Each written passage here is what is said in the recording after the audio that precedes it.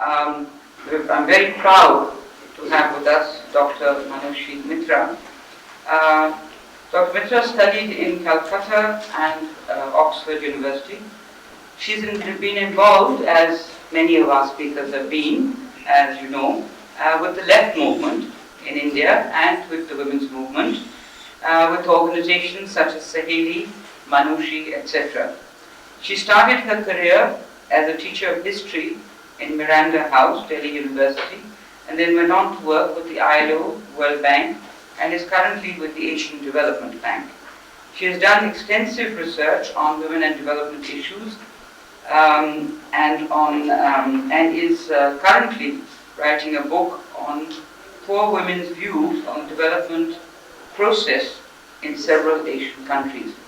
She's here at the moment also doing a workshop with us, a national workshop where we have students from Balochistan, from Frontier, from Sindh, and from Punjab, and I would like to welcome all of them as well for a workshop on women as property, women and property, and we look forward to that workshop with her. The format will be, for those of you familiar, the same, that Dr. Mitra will speak for, approximately 45 minutes, and further to personal or interactive sessions with her and hopefully with each other. Thank you very much. Thank you, Nika. Good evening to you all. I'd just like to say that probably don't really fit into this whole line of very eminent speakers from abroad that Nika mentioned. I hope you won't feel too let down if you find me wanting on one score or the other. But I would like to really share with you today some of my experiences of working in all these years in the Asia-Pacific region. And this whole idea of women as property, women and property, and what I have seen and heard and understood of it over the last few years of working in these countries. I'd like to share some of that with you. But before that, I'd actually like to share some of the quotations of, from Women's Voices, this book that Nick has mentioned to you that I'm working on, the unheard voices of poor women and their views on the development processes in their countries. I'd just like to mention some directly quoting what they have told me in different contexts. For instance, once I was doing work in Faisalabad district in Punjab, and I was in a village, which was actually the tail end village of a canal system. And the women, they said कि ऐसा क्यों है कि हमारी इज्जत मवेशियों से भी कम होती है. मवेशियों की इज्जत इसलिए की जाती है कि उन्हें काम की चीज मानी जाती है, वो दूध देती है या वो खेतों में काम करती है, तो इनकी इज्जत होती है. हम सुबह से शाम तक काम करते हैं, लेकिन हमें फिर भी कोई काम का नहीं माना जाता, हमारी कोई गिनती ही नहीं होती. तो कुछ ऐसा नहीं कर सकते जिससे कि हमें भी जो हमारे मतलब गांव की जो अंदर जो बातचीत होती है, हमें भी उसमें शामिल किया जाए, हमारी भी कोई इज्जत हो, हमारी भी कुछ पूछ हो. तो एक तो इस तरह के हमें वहाँ से एक नजरिया आया. दूसरा एक हम अभी काम कर रहे थे हरुणाबाद में कुछ एक आध महीने पहले, तो वहाँ पर एक स्कूल टीचर, आप माने वो गवर्नमेंट ऑफ पंजाब की एम्प्लॉई है, वो कहती है क्या हुआ कि अगर मैं मुलाजिमत करती हूँ, मैं मुलाजिमत करती हूँ लेकिन अभी भी मुझ में इतनी ताकत नहीं है कि मेरे शौहर की इजाज़त के बगैर मैं अपने घर से बाहर कदम रख सकूँ. तो जब तक खानदान के लोगों का शौहर की इजाज़त ना हो तो हम कुछ भी नहीं कर सकते. हालांकि मैं मुलाजिमत करती हूँ, मुझे तनख्वाह उठाती हूँ हर महीने, मैं एक सरकारी नौकर हूँ, फिर भी मुझे इतनी मुझ में कॉन्फिडेंस नहीं है कि मैं खुद एक कोई डिसीजन लूँ या कोई काम अपने आप करूँ. किर्गिस्तान, सेंट्रल एशिया, जो कि 1991 तक सोवियत यूनियन का एक हिस्सा हुआ करता था, उसके बाद फिर अभी मार्केट फ्रेंडली, ग्लोबलाइजेशन, ये सारी प्रोसेसेस के तहत में आ रही हैं. वहाँ पर एक औरत ने कहा कि ये क्यों ऐसा है कि as long as we were under socialism, women were thought to be workers, to be productive, women were educated. Now, when land is being transferred to private owners, women are only being thought of workers in the bazaar economy. Women are no longer farmers, women are not being thought of as potential owners of land and therefore decision makers. Why are we being left out of the process of change and of progress now? So, there are where if you think of Kyrgyzstan, you think of Pakistan, you think of Nepal, and these are very different scenarios. And one would think that women are very differently placed and very differently affected by processes of change that are going on. But really not. If you go to the fundamental, you find there's a lot of commonality in the issues that women face across all of these countries. Now, I think more or less to all the people present here, this whole idea of women as property and women and property must be fairly clear. But still, I'll spell it out a little bit. What I understand as women as property is basically women being regarded as not as persona in their own right, capable of thinking, acting in their own right, taking their own decisions, owning their own property, and acting as full rational economic beings, but more as property whose reproductive and productive powers are controlled by the family, by the community, and by the state. And all of these institutions I see as interacting institutions which are basically articulating a given gender ideology which is based on patriarchal norms, which is based on patriarchal notions of what women's roles are, what men's roles are, and these are supposed to be almost compartmentalized with no flexibility. Now, in this kind of an approach, in this kind of an ideology, where are women placed? Women are seen primarily as mothers, as reproducers of the human race. And because they have that unique capacity of giving birth to children, their sexual functions, their sexuality, their reproductive capacities must be controlled in order to guarantee the purity of inheritance of the line, khandan, जिसे हम कहते हैं. So the institution of marriage, and through marriage, the control over women's reproductive capacities. So a woman does not decide how many times she becomes pregnant, when she gives birth. Her reproductive choices are not hers. And also what happens to the children that she gives birth to, what kind of treatment do they receive, is not up to her to decide. It's basically the prevalent gender ideology, the patriarchal ideology, and these institutions that disseminate this ideology. They are the ones who decide for her. Primarily in the day-to-day life of women, it's the family that controls her reproductive powers, and the reproductive choices are made on her behalf by others. Similarly, her productive capacities. When a child is born, when a girl child is born, she is regarded as the property of the family to which she will be married. She is not really an equal, child of the family in the same way that a son is. Therefore, her access to things like education, nutrition, healthcare, even the love of her parents, I feel, is determined by that fact. She's not an equal in their eyes. Yet, because she's a girl, she has to look after the siblings, she has to help her mother in either doing housework, in field work, in looking after the animals or whatever. And in that way, she pays her way along as she goes, until she grows up enough to be able to be married off. Once she is married, she is told that now she is the property of that family, of the husband and of the in-laws. And whatever work she does, I mean, she works as hard as any man, and probably even harder. I mean, most women in rural areas, if asked about what they think about whether they are productive or not, they would say कि हम तो दुगना काम करते हैं, हम सबसे पहले उठती हैं और सबसे बाद में हम सोने जाते हैं, सबके बाद सबको खिला के सबको सुला के हम सोते हैं. So their work day really extends far beyond any man's work day, because they do a dual, they do actually carry out a dual function. They're working outside the house and they're working inside the house.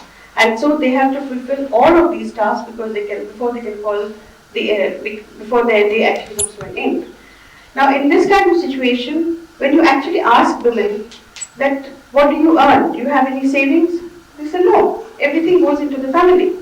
They are not the ones who decide what are the terms on which they work, what kind of employment options they would get.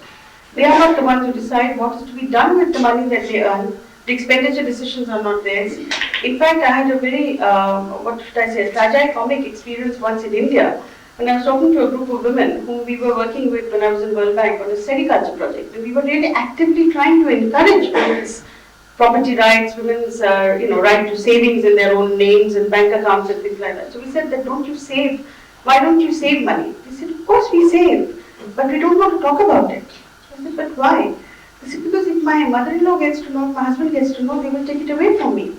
So she was saving actually in the form of goats, which she was keeping in her mother's village.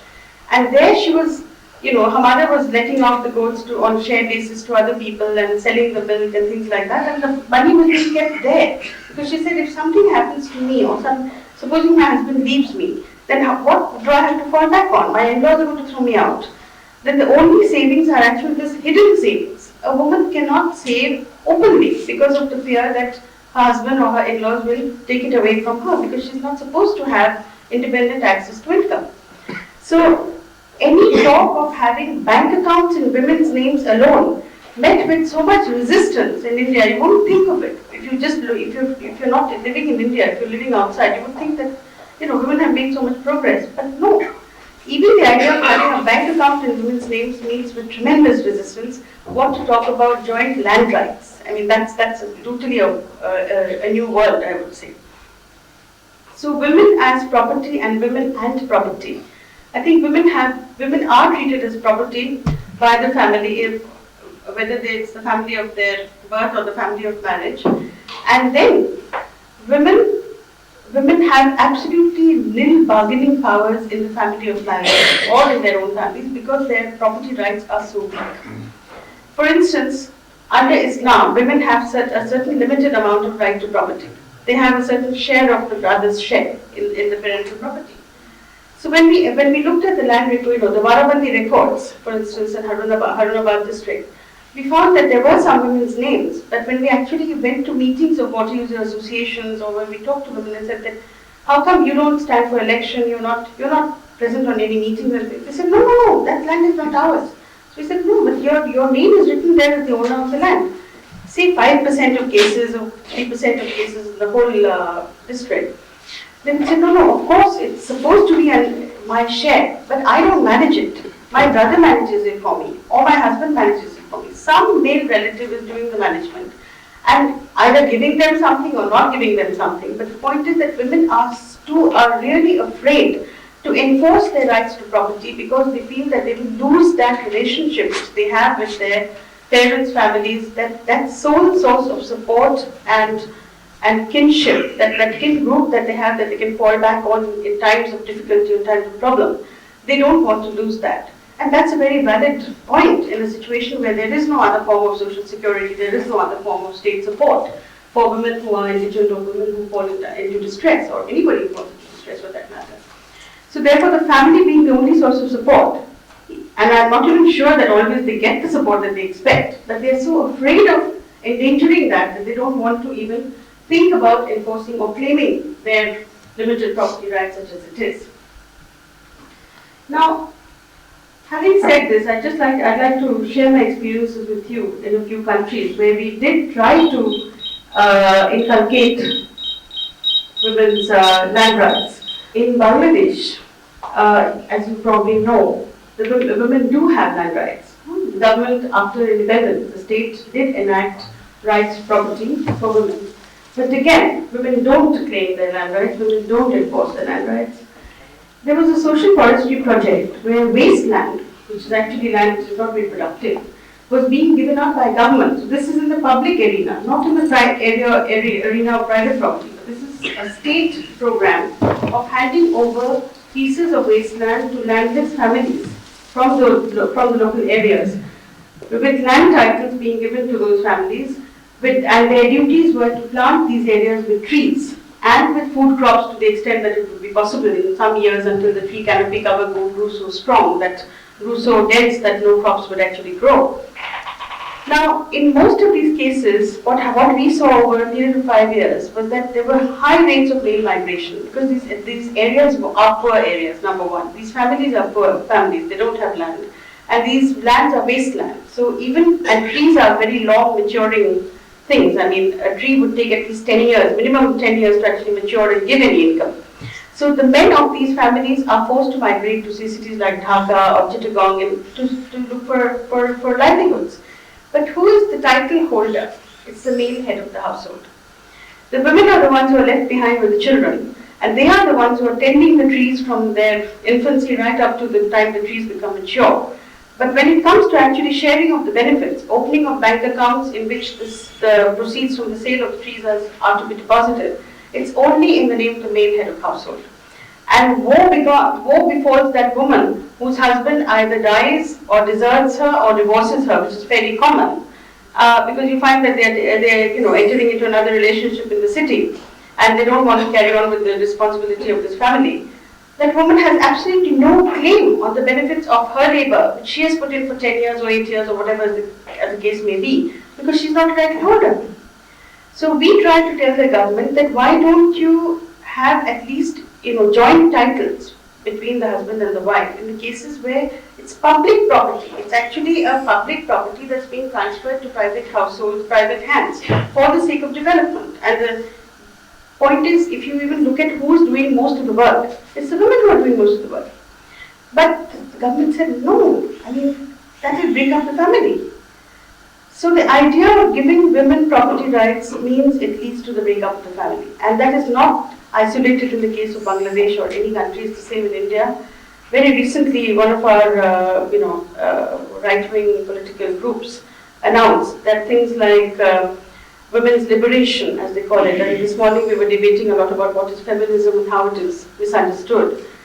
The same as with the term women's liberation. Women's liberation is bad for the family, because that means that women become too independent, and that means they will not stay within the limits of the family as it is seen by the state or by the established religion. So, in Bangladesh, the very idea of giving even joint titles, forget about single titles. There is no question of giving a woman a bacha which says, "Ki, you are the owner of this land." That question does not arise. Just even saying that you as the wife of so and so are equal holder to this land, that was also unacceptable. Although when we actually talked to the men, they said, yes, you can give it because these women are our wives. This land, they can't just take this land and go away somewhere else. If you put their names, they're not going to leave us and go away. The men are not insecure about giving land rights to the women, because they are more secure about the women staying on in marriage, staying on within the family, than the state is. And the state construes this as a threat to the stability of family and society and the institutions that are part of the whole patriarchal setup. Similarly, you look at Sri Lanka. Now, Sri Lanka is actually a very progressive country from the point of view of women in development, gender indicators, and all of that. Traditionally, the Sinhalas, which are the dominant community in Sri Lanka, they have the system of bilateral inheritance, that both mother and father own property, and sons and daughters inherit equally from the mother and the father. One of the biggest irrigation schemes anywhere in the world was the Mahaviri Scheme, which was started in Sri Lanka in the late 50s and 60s. And when the command area was developed, can you hazard a guess as to who the land titles were given to?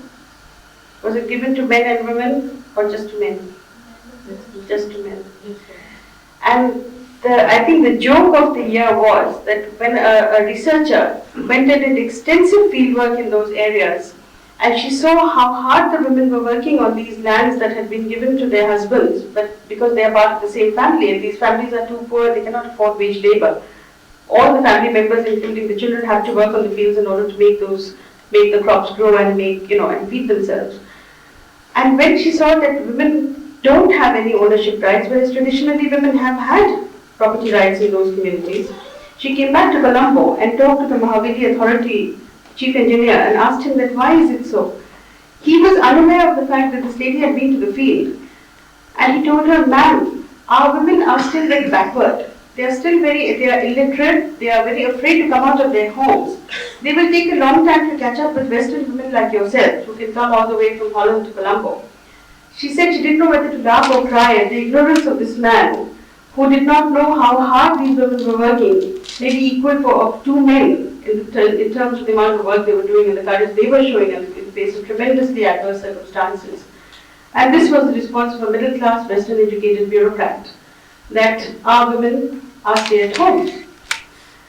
Now, in those communities, this is the dry zone in Sri Lanka. It's a very customary thing that all households do what is called chena cultivation, which is basically a term which denotes shifting cultivation. This is on land that is not owned by any person, but these are lands that are not used by anybody. These are state lands. These are lands owned by the state.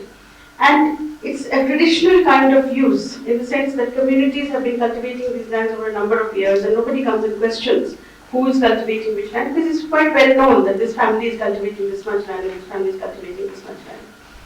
And women are the biggest users of China lands. What is the state doing now? In those, that cultivation really creates what are known as women's grain saving banks, because that is where they grow the grain, which they use to tide over what they call the hunger period, for times when they don't have enough grain from the paddy land which were given to them by the state. It is the millets and the coarse grains that they grow on these China lands with which these families survive. What did the government come in and do? In the interest of wasteland reclamation, as it is called, the government decided to parcel out those lands in small bits to each of these China cultivating families, and tell them that no, now you must become settled cultivators. So you must go up in life. From shifting cultivators, you must become settled cultivators. And you must grow trees and you must grow food crops, and we will give you irrigation facilities, we will give you seed, we will give you inputs and everything. But guess who was given the land title? And when I saw that project report, I went to the field, and in a place called Anuradhapura, we were doing a lot of field work. And in family after family, it was such a funny, but as I said again, tragicomic situation. When we talked to the family, all the men and women, children, all would gather around us, and we would say, okay, now you draw out your China plot and you show us who does what, So this is a technique which we often use in participatory research, which you might be familiar with. We just, on the ground, they just draw the boundary of a field, an imaginary field. And then they show, who grows what there, what is land use pattern and stuff like that. The men initially tried to tell us how China is done, but they failed. The women kept laughing quietly. I was looking at them, but the women had this very humorous look in their faces that, what are you saying? Ultimately, one woman couldn't stop herself. She said, look, you don't know. Let me tell it as it is. And she explained the entire cycle of China cultivation to us in a way that no agricultural scientist would have been able to explain. She explained it beautifully. But then, ultimately, the land rights did not go to women, did not go to them jointly. It went only to men. Now, this is what I feel, the way I analyze it, I see it as a modernizing state, quote unquote, which is patriarchal in its ideology, which is trying to thrust on people systems of property, ownership and control which are not part of the tradition of that country, which is, the tradition is far more egalitarian, far more progressive, and it's being, the whole system now is being superimposed with this kind of so-called modern systems of settled agriculture in place of shifting agriculture, which is seen to be environmentally bad. But ultimately, what are you doing? You're basically taking away from women a whole way of life, a whole way of security, food security for these families, and economic independence and decision making which these women had. You're taking it away from them and replacing it with a system where they are again back to square one, dependent on families for their sustenance, and their whole traditional position in the village community and in the family is being eroded. In Pakistan, again, this is something that you are all familiar with, but I will still talk about it. As I mentioned at the start, that we are doing research in Harunabad district on women's roles in water management. And this research has been going on for more than a year now. It's about 2 years that this research is going on. And whenever we've been to the field, and the team has been to the field, they've always come back and reported that women do not have anything to do with water. वो पानी में काम नहीं करती जी. वो हमसे जब उनसे पूछते हैं तो कहते हैं कि हमारे मर गए कि हम पानी लगाने जाएं. ये औरतों का काम नहीं है. हर बार उन्होंने मुझे यही कहा कि ये औरतों का काम नहीं है. मैंने कहा क्या करती हैं फिर औरतें? फिर उन्होंने सारी बातें बताई. वो पैडी कल्टीवेशन से लेकर के वीट से लेकर के कॉटन तक सारा कुछ उन्होंने बता दिया. तो मैंने कहा कि ये सारा काम क्या बगैर पानी का होता है? बगैर पानी का तो नहीं होता. वहाँ तो कोई भी वहाँ तो बरसात नहीं हुआ पता नहीं कितने सालों से. वो तो सारा कुछ इरिगेशन पे डिपेंडेंट है. तो मैंने कहा ये कैसे सोच लिया आप लोगों ने कि पानी से औरतों का कोई रिश्ता नहीं है, कि वो पानी में कोई काम नहीं करती. फिर मैंने कहा फीमेल हेडेड हाउस होल्ड कितनी है वहाँ पर? तो उन्होंने वापस जाके फिर उन्होंने गिनती किया फीमेल हेडेड कितनी है, फीमेल सपोर्टेड कितनी कितनी है, फीमेल मैनेज कितनी है। वापस आके the kind of stories they had to tell me were a real eye opener for both me as well as them. उन्होंने कहा कि अब ऐसा है कि वहाँ पे अब कुछ औरतें ऐसी हैं जो पकड़ बांध के बिल्कुल जैसे मर्दों वाले कपड़े पहनकर वो खुद ही नक्का खोलती हैं, खुद ही पानी लगाती हैं, उनके बच्चे उनकी मदद करते हैं, लेकिन काम करने वाली वही होती है। उन्होंने कहा ये पहले कैसे नहीं पता चला, कहते इतना हमने ध्यान नहीं दिया, सबने कहा कि औरतों का पानी के साथ कोई रिश्ता नहीं है, तो हमने भी मान लिया कि पानी के साथ कोई रिश्ता नहीं है। तो दूसरा हमने देखा कि कई जगह ऐसा है कि भाई मर्द तो हैं, लेकिन फॉर सम रीजन या तो मर्द जो है वो बीमार है या कहीं दुकान कर रहे हैं शहर में या कोई वजह से वो उस वक्त वहाँ होते नहीं है जबकि पानी लगाने का उनका टर्न होता है। तो बाद वक्त ऐसा होता है कि औरतों को लगाना पड़ता है, तो कोई बेटा है, कोई भाई है, किसी की मदद से वो लगाती है, पर ऐसा नहीं कि वो घर में बैठे हैं, कोई उनका रिश्तेदार जो है वो कर रहा है। इनफैक्ट मेरी एक ऐसे अम्मा से मुलाकात हो गई जो अपने बेटे के साथ, 12 साल का बेटा है, उसके साथ पानी लगाने जाती है, उनको कोई शर्म नहीं है इस बात के लिए कि वो लगाने जाती है। मैंने पूछा आपसे कि आप क्यों जाती हैं, जबकि सब औरतें कहती हैं कि पानी के साथ हमारा कोई ताल्लुक नहीं, हम काम नहीं करते पानी का। कहते अरे आप भी माँ हो ना, मैंने कहा हाँ हूँ। तो कहते तो मेरा 12 साल का बेटा रात में पानी लगाने जाता है, उसको 4 घंटे लगेंगे अगर वो अकेले पानी लगाएगा, मैं माँ हूँ तो अगर मैं मदद कर दूँ तो 2 घंटे में वो काम हो जाए तो मैं क्यों ना करूँ। तो अब वो उस चीज को जस्टिफाई वो करेगी, वो माँ होने के नाते कर रही है, चाहे वो बीवी होने के नाते कर रही है, चाहे वो विडो होने के नाते कर रही है, चाहे किसी नाते कर रही है, लेकिन कर तो रही है। और कई बार आदमियों ने गांव में कहा अरे वो तो पागल है, बिल्कुल मर्दों का काम करती है, मर्दों वाले कपड़े पहनती है, पकड़ बांधती है, बिल्कुल पागल है। मर्दों की नजर में ऐसी कोई भी औरत पागल ही होगी जो अपने दायरे को लांघ कर उसके बाहर जाकर काम करेगी। दूसरा एक और पहलू जो सामने आया वो ये है कि जमीन की मिल्कियत के साथ ये सारे हक जुड़े हुए हैं। तो ये समझा जाता है कि जमीन का मालिक कौन होता है? आदमी। खेती कौन करता है? आदमी। टेनेंट कौन होता है? आदमी। तो पानी का हक किसको है? आदमी को। अगर वाटर यूजर एसोसिएशन बनाएगी सरकार तो उसमें मेंबरशिप का हक किसको है? आदमी को है। लेकिन औरतें जो जमीन की मिल्कियत होते हुए भी उसको असर नहीं कर पाती, काम करते हुए भी ओपनली एडमिट नहीं कर सकती कि वो नक्का खोलती हैं, नक्का बंद करती हैं, वगैरह वगैरह। हर वक्त उनको ये कहना पड़ता है नहीं जी हम बहुत कमजोर हैं, नक्का खोलना कोई औरत का काम है, उनके बस की बात ही नहीं होती, आप नक्का खोल के दिखाओ। और हालांकि रात में जाके वो नक्का खोलेंगी। कई बार जब 1 साल के बाद दिन का टर्न आता है, क्योंकि आपको पता होगा कि वाराबंदी सिस्टम जो होती है 1 साल में वो रात में पानी का टर्न देते हैं, तो दूसरी साल दिन का टर्न देते हैं। तो दिन में जब पानी लगाने का काम होता है तो औरतें खुले आम खेतों में काम करती रहती है उस वक्त, लेकिन रात का जब पानी का टर्न आता है तो उनके लिए सच में मसाइल पैदा हो जाते हैं, क्योंकि इतनी सिक्योरिटी नहीं होती कि वो एक्चुअली जाके करे। तो रात की टर्न और दिन की टर्न में ये जेंडर डिविजन ऑफ लेबर काफी बदल भी जाता है। तो ये सारे जो मसले हैं वो कोई उसको सारे को नजरअंदाज ये कह के कर दिया जाता है कि औरतों के हाथ में जमीन की मिल्कियत नहीं है, औरत जो है वो किसान नहीं है, वो खेती का काम नहीं करती, एट मोस्ट वो लेबर करती है, हेल्प करती है, तो इसीलिए उसके कोई मसले नहीं हो सकते पानी के मुताबिक।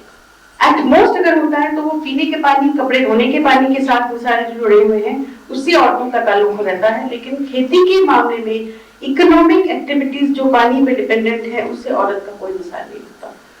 और इससे बड़ी गलत नजरिया मुझे तो कोई नजर नहीं आता। और इसी तरह से इस तरह के झूठ, इस तरह के पर्दे बना के जिसे हम कहेंगे जेंडर बैरियर्स एक तरह से पैदा किए जाते हैं, जो कि हमारे जो देखने का जो नजर होता है, जो हमारा जो अंदाज होता है देखने का, समझने का, वो भी कलर्ड हो जाता है।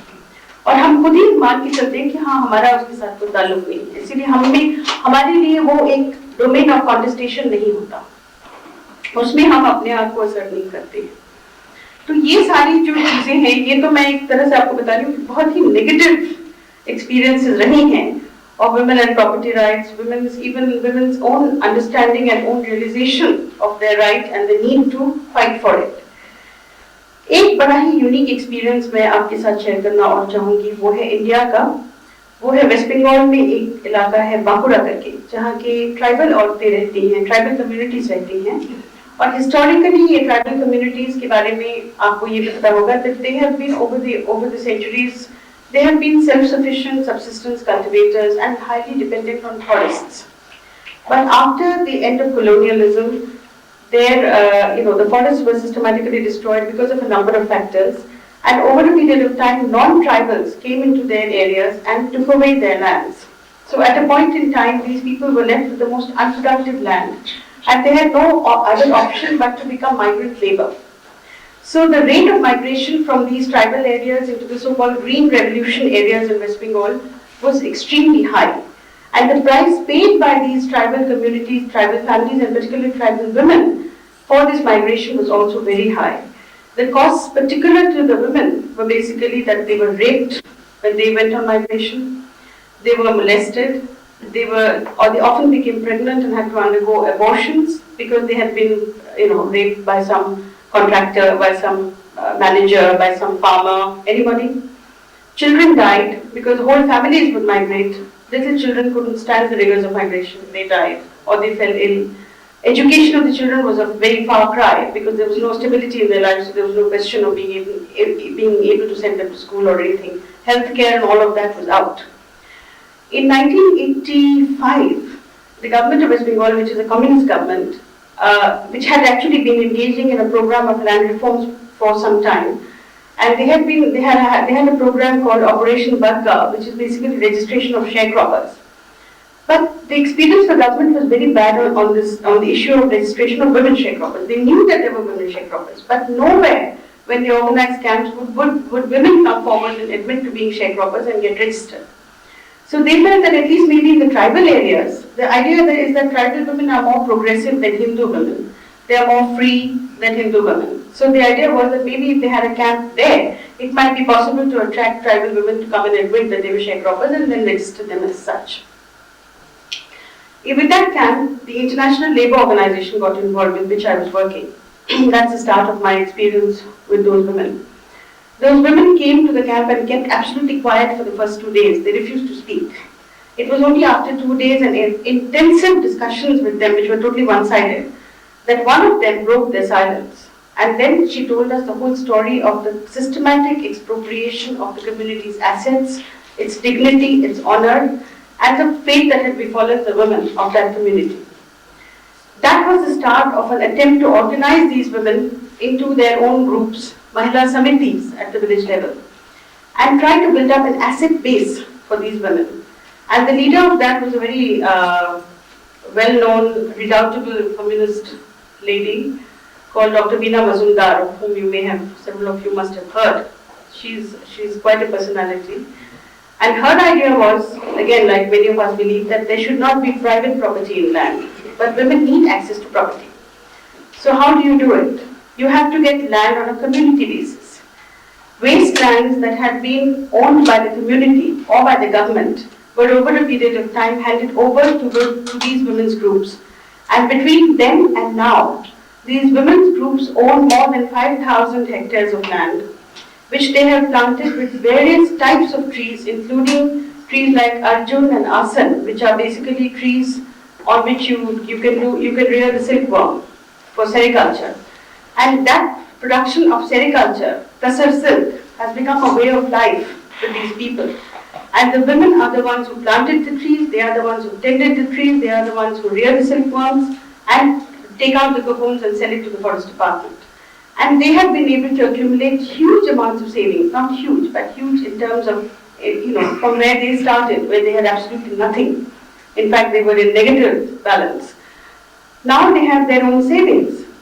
And they can then go on to do other things. They are doing a lot of other things like free legal aid, legal education, health, a lot of things. Education for the children and other kinds of occupations that they have started.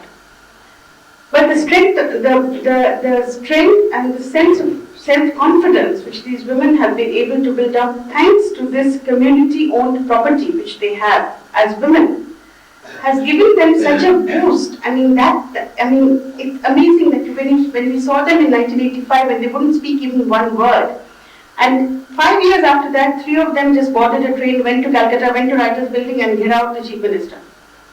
The difference in terms of their own ability to take on the state, which they saw as at most in adversarial terms 5 years ago, they now see as something that from which they have a right to extract benefits that are their due, and they are not afraid to fight for their rights.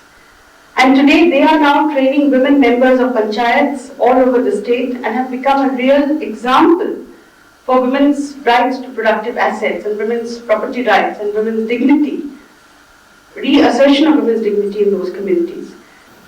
I would just, I would like to say that this is one experience that still gives me hope, that it is possible to assert women's rights to property, to assert women's rights to dignity, and to assert women's rights of control over themselves. But without organizing, without mobilizing, without struggle, I don't think that any of that can be done.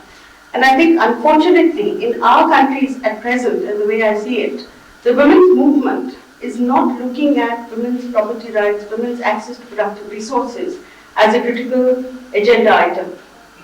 They are more taken up with women's employment or women's access to microcredit. And the microcredit has now become the panacea for all ills. But to me, it seems to be really, at best, a partial solution. In fact, it's not a solution.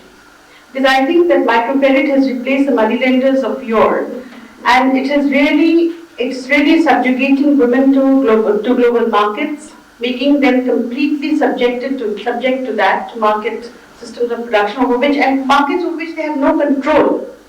The rates of interest are being dictated not by them, but by institutions in America, like the Microcredit Summit or various organizations set up by banks and institutions like that, which are determining what should be the rate of interest. And if I have really looked at the operations of microcredit institutions in Bangladesh, and believe me, they are not reaching the poorest of the poor, number one. Number two, they've really become like moneylenders. Every week they have meetings and people run away from their homes because they are afraid that, because the NGO activists are coming and they feel that they cannot pay the money because they haven't got that week's installment. So they just lock up their homes and run away. But people are not looking at that. They think that microcredit is the answer. But nothing can be successful without organization, without struggle. And that, I think, is the message that we all need to take home and really build on and work on. Because unless we talk about a fundamental change in terms of property rights, in terms of distribution of property, whoever works the land should have a right to it. And I know that, we are not living in a dream world where there's enough land to go around for everybody, but there's still enough. There's still enough. And if it's done imaginatively, as in Bakura, for instance, I would again also like to share one other story with you about the Bakura women. The amount of land that they had in the first few years was not enough to give each member of those groups daily employment. So what did they do? We didn't have an answer. You know what these women said? They told me, Didi, we have starved together. So today, if those households in the village which are members of the Samiti or which are the privileged ones, if we are the only ones who work and we get a wage every day and we are eating every day, our neighbors are starving and looking at us eating every day. Do you think we can eat? No. What is the solution then? Solution was found by them. That every village would have 1 week's employment and then give it over to the next village. So a rotational system of sharing whatever number of days of employment was available would be shared equally between each village, between each rural group. And they formed themselves into working groups with 4 women, not 4 as in the numeral 4, but as we have 4 men, they have 4 women, who would be the leaders of that group. And when the work of 1 week would be over, they would actually hand over the plantation, Tasar plantation, to the next group that was going to take over. Tell them that, look, this is the condition of the trees. If even 1 leaf dries or 1 cocoon is destroyed, you will be held responsible. So in that sense, it was a handing over of the work and handing over of the responsibility of maintaining the plantation. And it actually sometimes, instances of neglect were found when crows had swooped down and eaten up the cocoons because somebody was not looking. That group was penalized. So a system of accountability and a system of sharing of employment was devised by these women who were not literate, They've not traveled to cities, they've never seen a train before, they were not used to modern communications, no modern ideas, but these were solutions that came out from among the women themselves. So women, if left on their own to devise solutions, I think with a little bit of imaginative help from people like us, they can go a long way. They don't need hand-holding all their lives. They're not basket cases. They don't need to be looked at with welfare glasses. Women's property rights need to be regarded as important by the women's movement. Women's rights to their own productive capacity, to their own reproductive capacities, need to be brought into the center of the agenda. And both are interconnected. It's not that one group should look at one and the other group should look at the other. They both need to talk to each other and work together. And until and unless women's NGOs, women's groups, women's organizations are looking at this issue instead of only looking at issues of women's employment, women's wages, which are also important, I'm not denying that. But this somehow used to be considered important at one point in time, in the late 60s and the early 70s. But over the 80s and in the 90s, this issue has slipped and somehow has got overtaken by other issues which are important. But without addressing this core issue, I don't think, at least this is my opinion, that it's not possible to address the issue of women's subordination and women's exploitation. Thank you.